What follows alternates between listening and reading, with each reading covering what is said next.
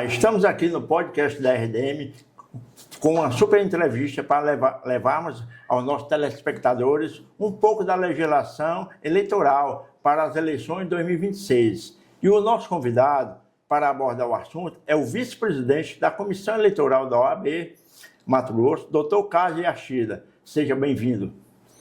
Eu que agradeço, Arthur, o grupo RDM por estar aqui, pelo espaço, falando um pouco daquilo que a gente gosta, que a gente trabalha, que é o nosso dia a dia, falar um pouco para a população das regras eleitorais que nós vamos vivenciar nesse ano tão importante que é o ano de eleições no Brasil. Para começarmos, a presidente do Tribunal Eleitoral, ministra Carmen Lúcia, distribuiu basicamente uma cartilha sobre transparência e imparcialidade a todos os TRE estaduais.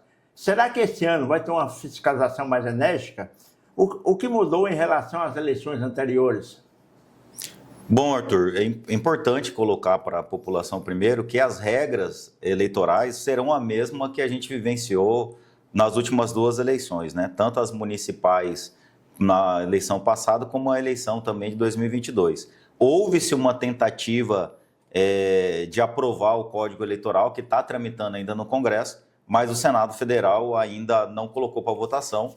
Então, pela regra da anuidade do processo eleitoral, as regras elas têm que ser aprovadas um ano antes. Então, não houve tempo, o novo código que está sendo debatido ainda não vai estar em vigor, então nós vamos para as eleições de 2026 com praticamente a mesma de 2024. O que muda? O que o TSE vem com toda essa cartilha e tudo mais, Arthur? Na verdade, ela busca coibir mais ainda a fiscalização em cima da transparência das eleições, o combate à desinformação, que é a vulgo fake news, o deepfake. É uma grande preocupação que os órgãos fiscalizadores eleitorais estão em cima dos candidatos, dos pré-candidatos e também da população em geral que participa desse processo eleitoral. Então, tudo isso somado ainda também com os controles de gastos, principalmente nas prestações de contas, uma vez que hoje no Brasil a gente tem um financiamento público. Então, a maioria das eleições, das candidaturas, ela é financiado com o famoso Fundo de Financiamento de Campanha, o FEFEC, né, e o Fundo Partidários, que são recursos públicos. Então, a fiscalização sobre a utilização desses recursos nas campanhas, ela tende a ter uma fiscalização muito maior, sim, que de outros processos. E isso daí cresce a importância dos candidatos terem profissionais habilitados, tanto os contadores, como os coordenadores de campanha, os seus coordenadores financeiros e o seu jurídico também, sempre apto para dar segurança ao candidato, não só ganhar na urna, mas depois ganhar e não levar por problema de questão jurídica financeira. Terminou sexta-feira passada, dia 3 de março, a janela partidária, onde quem tem mandato de deputado pode mudar de partido. Explique para o nosso público o que é janela partidária. A janela partidária, Arthur, ela é uma brecha que a legislação fez para quem tem mandato poder trocar de partido, né? Então, 6 meses antes da eleição, encerrou dia 3 de abril, esse prazo da janela partidária, 1 mês antes ali, e dia 4 fechou o prazo para os candidatos se filiarem ao partido. São duas coisas diferentes até. Dia 3 foi o prazo final para os deputados que têm mandato trocarem de partido, sem ter o risco de perderem o seu mandato. Por quê? Porque a legislação entende que o mandato proporcional no Brasil, que são os vereadores, os deputados estaduais, os deputados federais, quem elege é o partido. Então, o detentor do mandato são os partidos. Então, para ele poder mudar de partido, houve essa brecha na legislação para que ele, 6 meses antes, passe a trocar sem problema nenhum. E isso daí é o que a gente viu, que teve no noticiário o tempo todo, essas trocas de parlamentares que hoje, infelizmente, ao invés de buscar a identidade ideológica do partido, que essa sim é a função dos partidos, mas muitos dos detentores de mandatos, dos deputados, eles estão preocupados mesmo com a questão matemática, com a questão estratégica de poder facilitar ou não sua eleição. E é uma decisão estratégica importante no processo eleitoral, porque ali tem o nosso coeficiente partidário, que nós vamos falar daqui um pouco mais à frente, e aí os candidatos eles se preocupam com essa questão matemática de saber onde é a chapa mais fácil dele se eleger ou não. Recentemente, A vereadora Michelle Alencar, do União Brasil, não teve a permissão da diretoria do seu partido para mudar de legenda. O que a lei fala sobre uma situação dessa? É exatamente isso que a gente tratou, né? O mandato das proporcionais, dos vereadores, deputados estaduais, deputados federais, eles são do partido. Por quê, Arthur? Porque para ele se eleger, a soma do voto de todos os candidatos, mais os votos de legenda, que vai ter a somatória para fazer o quociente partidário, ou a regra do 80-20, que agora está em vigor, e a soma desses votos que vai dar a quantidade de carteira que o partido tem. Então, quem é o dono da cadeira eleita é o partido e não o parlamentar, diferentemente do candidato majoritário, que a legislação entende que, por exemplo, o prefeito, o governador, o vice-governador e o senador, eles podem mudar de partido a qualquer momento, porque eles só dependeram do voto deles para se eleger, diferentemente dos candidatos proporcionais, que é a soma de todos que podem. Então, o partido hoje, para poder sair, o candidato para poder sair do partido sem sofrer a perca de mandato, que é a famosa fidelidade partidária, ele tem que ter, uma das causas é a carta de anuência, ou então uma outra justa causa de perseguição, ou mudança programática do estatuto do partido, ou situações graves que aconteçam com ele que ele possa sair sem ter perca. E no caso da vereadora, o partido União Brasil, até pela dificuldade de montar chapas e manter os candidatos ali para ter uma chapa competitiva, ela não liberou os vereadores. Porque lembrem, é importante frisar, essa janela que abriu, que nós falamos até dia 3 de abril, elas foram só para os deputados. A janela dos vereadores para eles poderem mudar de partido é só no ano da eleição deles. Então, 2024, eles só vão ter janela lá em março e abril de 2028. Para os vereadores poderem sair para disputar uma candidatura de deputado em outro partido, ele precisaria ter a carta de anuência para ter uma justa causa legal para ele poder sair sem depois que o partido ou algum suplente requeira o mandato que ele conquistou. Doutor Carlos, explique para os nossos telespectadores como é que é o cálculo do coeficiente eleitoral para eleger os deputados federais e estaduais. Essa é uma grande estratégia e por isso até essa dança das cadeiras, das mudanças dos deputados, dos candidatos em buscar uns partidos hoje, porque é a soma da votação de todos os candidatos que vai dar a quantidade de cadeira. Longe de querer explicar aqui, até porque é uma conta difícil, Arthur, mas para vocês entenderem, o quociente partidário, ele é tido pela quantidade de votos válidos, né, do partido, dividido pela quantidade de cadeira. Então, vamos dizer que no Mato Grosso, para deputado federal, esteja 1 milhão de votos válidos, divide pela quantidade de cadeira. Então, é 1 milhão dividido por 8, vai dar o quociente partidário, e aí aqueles partidos que atingirem esse quociente partidário vai ter a quantidade de cadeiras. Aí o primeiro colocado pega a cadeira, tem que ter 10% desse quociente, e aí se estiver obtendo outras vagas, vai ter de acordo com a classificação dentro do partido. Por isso que, às vezes, muitos candidatos, no caso do PT, na eleição passada, que fez a Rosa Neide, que foi que mais teve voto, mas a soma da votação do partido dela, da federação dela, não conquistaram uma vaga. Então, mesmo ela sendo a mais votada, ela acabou não assumindo. E também nós temos outra regra, depois que passa a questão da distribuição de cadeira pelo quociente partidário, a legislação agora também tem a famosa regra do 80-20, que aí depois que os partidos não conseguiram atingir quociente partidário para suprir as cadeiras, aí a regra diminui. O partido tem que ter 80% do quociente partidário, né? No caso aqui do exemplo que a gente deu de 1 milhão de votos, né? Vamos até facilitar aqui que matemática não é meu forte, mas 1 milhão dividido por 8 seria 125 mil no exemplo que nós estamos falando. 125 mil, se o partido não atingiu na distribuição de cadeira, mas depois sobrou cadeira para a regra do 80-20, cai para 100 mil. Então aí o partido que atingiu 100 mil, ele pode disputar a cadeira, mas candidato que vai ocupar a cadeira ele tem que ter 20% do quociente partidário.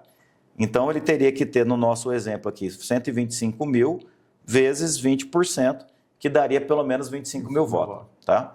Lembrando que aqui no Estado, a expectativa de deputado federal é que esteja em torno de 220 mil para uma cadeira, para o partido conquistar uma cadeira, e para deputado estadual se calcula de 75 a 80 mil votos. Como é que é feito para eleger os candidatos do partido quando acontece de um partido levar um candidato com poucos votos, chamando eleitos de legenda? Foi o que você explicou agora. É a famosa cláusula anti-tiririca que a gente fala, o Enéas também aconteceu muito isso, porque são os puxadores de voto. O caso do Nicolas, no Brasil hoje, lá em Minas, ele vai ter mais de 1 milhão de votos. Então, a soma da votação dele propicia que candidatos com pouca votação pegue a carona com ele e ele acaba sendo puxado para a cadeira. Então, a legislação colocou uma cláusula de desempenho, que se for no quociente ele tem que ter no mínimo 10%, e se for ocupada a vaga no 80-20, ele tem que ter no mínimo 20%. Doutor Carlos, o que é considerado um crime eleitoral que possa castar uma eventual candidatura? São as condutas, e é importante frisar aqui que hoje o crime eleitoral ele é julgado pela própria Justiça Eleitoral. Mas são principalmente as questões de compra de voto, venda de voto. Lembrando que não só quem compra, mas também quem vende também está cometendo um crime eleitoral, né? Os abusos de poder político, os abusos de poder econômico, aquele candidato que gasta acima do limite permitido para cada campanha. As candidaturas hoje elas têm limite de gastos, por isso que tem um processo de prestação de conta. Então, todos esses excessos que são cometidos são tidos como crimes eleitorais. A fraude de gênero também, um exemplo de crime. O uso irregular das comunicações, dependendo da situação, também pode ser considerado um ilícito. E algumas gravidades, como Caixa 2, também na prestação de contas, são alguns dos crimes eleitorais que nós estamos na legislação atual. Quando a Justiça Eleitoral desaprova as contas de um partido em uma eleição, isso pode gerar impacto para os candidatos vinculados a essa ou eleições futuras? Isso é importante frisar aqui também, Arthur. Não só o candidato presta conta, mas como o partido também presta conta. Então, os partidos ele têm uma obrigação de prestar as contas anuais, que é aquela principalmente de recursos que vem do fundo partidário, que é a manutenção da vida vegetativa do partido, né? O aluguel, a conta de água, de luz, os pagamentos de funcionário e todos os gastos que ele tem durante o ano. E também tem uma outra prestação de conta que nos anos eleitorais os partidos podem fazer gastos.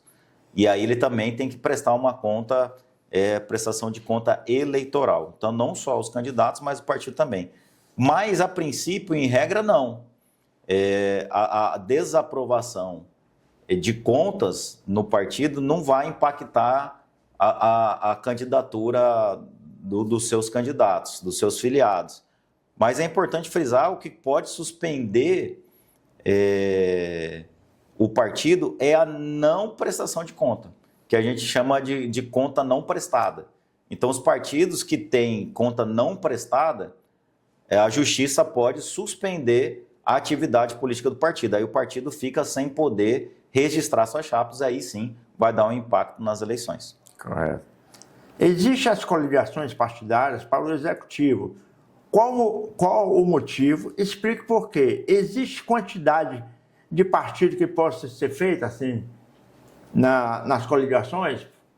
Então a legislação, a reforma eleitoral, ela mudou isso. Antigamente poderia fazer a coligação não só na majoritária, que ainda pode, ou as candidaturas de presidente da República, de governador, de prefeito, de senador, ainda há possibilidade de coligação. O que impacta nisso? Que são os partidos que vão aderir à candidatura de um candidato e se soma-se o tempo de TV e de rádio numa matemática ali que a composição dos tempos de TV desses partidos acaba se juntando numa coligação para fazer a candidatura. A reforma eleitoral ela mudou isso com a questão dos proporcionais. Então, hoje, os partidos só podem lançar candidaturas puras ou por meio da federação. Então, foi extinta a coligação e foi criado o Instituto da Federação.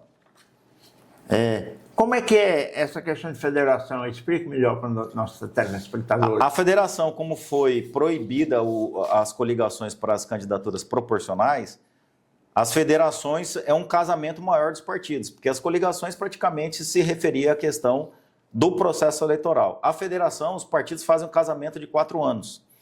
Então, não só na eleição, mas durante todo o transcorrer dos 4 anos que a federação é constituída, isso vai impactar, inclusive, nas composições das casas legislativas. Então, os partidos ali, as bancadas, elas vão atuar como se um partido somente fosse e não como era antigamente na questão das coligações. Hoje nós temos, por exemplo, a federação do PSDB Cidadania, nós temos a da Rede com o PSOL e temos o do PT com o PCdoB e PV.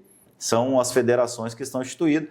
A União Progressista agora também está formalizada e também o Solidariedade com o PRD. São as federações que hoje nós temos no Brasil. Como ocorre a questão da reeleição? Porque alguns candidatos do Executivo não podem ir para o 3º mandato e o do Legislativo pode. Exatamente, isso é uma questão da Constituição até, que a reeleição para o cargo executivo, ele só pode ter uma reeleição, enquanto os candidatos proporcionais não têm esse período proibitivo. Então, eles podem ser a vida inteira se concorrer a eleger. Por que isso daí, Arthur? O legislador entende que a força está concentrada no Poder Executivo. O Poder Executivo está com o orçamento ali dele, dentro do seu ente federado, da União, dos estados, dos municípios. Então, há um poder, vamos dizer, maior de interferência no processo político. Então, a legislação ela alterou e só dá direito para o cargo do executivo a uma. Lembrando que até tempo atrás, no governo Fernando Henrique, foi mudado isso. No Brasil não poderia nem ter a reeleição majoritária. E essa discussão também está no Congresso. Na próprio texto do Código Eleitoral, há a discussão de acabar a reeleição, aumentando os cargos eletivos, né, os mandatos eletivos, passando de vez de 4 anos para 6 anos, né, ou 5, e aí acabaria o Instituto da Reeleição no Brasil. Mas isso também é uma discussão que o Congresso ainda vai debater e, por enquanto, no Brasil ainda continua essa regra valendo.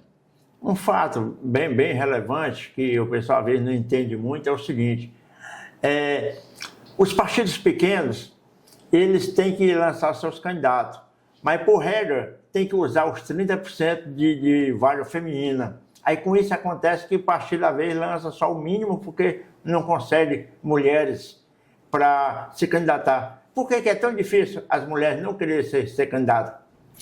Essa é uma regra positiva que a gente fala para aumentar as candidaturas femininas no Brasil. Não só a questão da garantia de vagas de 30% da cota de gênero para a mulher, como também 30% do fundo de financiamento de campanha também tem que ir 30% para as mulheres.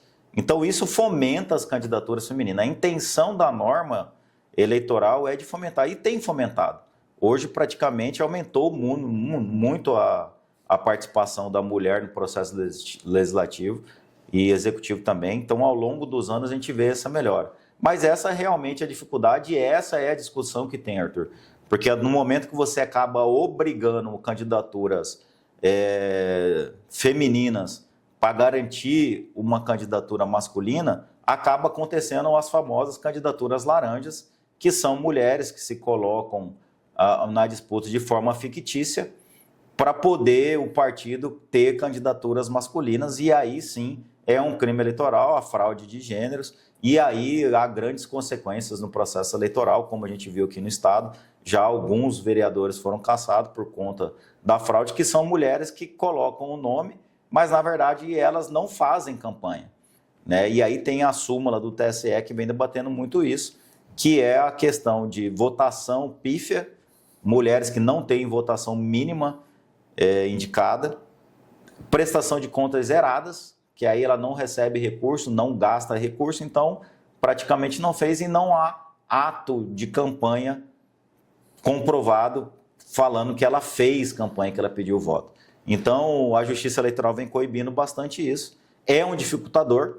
A solução que se busca, inclusive, nesse projeto do novo Código Eleitoral, é de acabar as vagas da disputa e garantir as vagas na cadeira. Então, a proposta até que está em tramitação acabaria os 30% da quadra de gênero para candidatas e passaria a mulher ter garantido 20% das cadeiras para elas sentarem nas casas legislativas. Outro fato que eu acho importante assim, que o Brasil existe muitos partidos. Tem uma média de quase 40 partidos, mas na verdade só funcionam uns 20 e poucos. E ainda tem aquela regra que parece que se o partido não tiver deputado federal, tem a tendência de ele acabar, ou assim, não tem estrutura. Essa famosa cláusula de desempenho partidário que a gente fala, né? Então, hoje não é que acaba o partido, mas a gente vê a movimentação que está tendo das federações, incorporações e fusões, é porque os partidos, se eles não atingem a cláusula, este ano, por exemplo, os partidos têm que atingir 2,5% dos votos válidos em pelo menos 9 estados do Brasil. É uma matemática difícil de candidatura de deputado federal. Por isso até que as candidaturas de deputados federais são as candidaturas prioritárias para o partido, porque é ela que vai definir o tempo de TV e o recurso que ela vai ter de fundo partidário e de fundo de financiamento de campanha. Então, não é que se o partido consiga atingir essa cláusula, que ele vai extinguir, não é automático. Mas a partir do momento que ele perde o tempo de TV e perde o recurso, ele começa a ficar inviabilizado. Aí começa a ter essas procuras de unificação de partido. Já é uma tendência, nessas eleições é 2,5% e na próxima eleições daqui a 4 anos vai ser 3% dos votos válidos. Então dificulta, por isso que partidos grandes, como União Brasil e o Progressistas estão se juntando, isso é para atingir a cláusula de barreira, bem como outras federações aí, o PT, como a gente já falou, o PSDB, Cidadania, dentre outros. Mas vários outros partidos que se fundiram, né? O próprio PRD foi a fusão do Patriota com o PTB. O Podemos acabou absorvendo o PSC. Então há essa movimentação já de diminuição de partidos por conta dessa questão da causa de desempenho. Doutor Carlos, muito obrigado pela sua participação e pelo seu esclarecimento. Tem algum detalhe que você acha que é relevante levar para nossos telespectadores? Eu que agradeço a oportunidade, Arthur. É sempre uma satisfação estar junto contigo, um amigo, um irmão que eu tenho, e estar podendo falar, divulgar, dar conhecimento à população dessas regras eleitorais. Eu acho que hoje a justiça ela vem combatendo tanto aquilo que a gente colocou, né? A transparência, o combate à desinformação, a questão da rigidez no gasto público desses recursos que estão tendo. E nada adiantaria nisso se a população não se atentar para ter a qualidade do seu voto. Então, a participação da população em todos os seus segmentos, de entender o processo eleitoral, saber a importância da democracia, desse sufrágio universal, de que um voto de qualquer pessoa equivale a de qualquer outra pessoa, independente de classe, de poder econômico, de gêneros, né? Todo mundo tem um voto. Então, as regras estão colocadas, né? Os atores políticos estão aí, mas lembrando que o principal ator desse processo é o eleitor. Então, o eleitor tem que ficar atento a todas essas regras para saber até em quem ele vai votar, porque uma coisa a gente sempre diz, né, Arthur? Se o candidato já na disputa eleitoral começa a não cumprir a regra, imagina quando ele sentar na cadeira do seu mandato eletivo. E esse ano também tem uma grande questão que vamos ver o que pode acontecer, a questão da IA, né? O pessoal pode usar a IA para fazer coisas que não é... A Justiça Eleitoral ela já vem atenta a isso, né? É uma grande dificuldade, principalmente as deepfake e as fake news. Há outros mecanismos, a própria IAs para combater o material feito de desinformações que os candidatos porventura podem utilizar indevidamente no processo eleitoral e vai ser responsabilizado na medida que não seguir as regras eleitorais, podendo ter multas ou até mesmo uma cassação de mandato pelo uso indevido de uma inteligência artificial. Ficamos por aqui. no canal RDM. Acompanhe nossos conteúdos e fique bem informado sobre as eleições de 2026.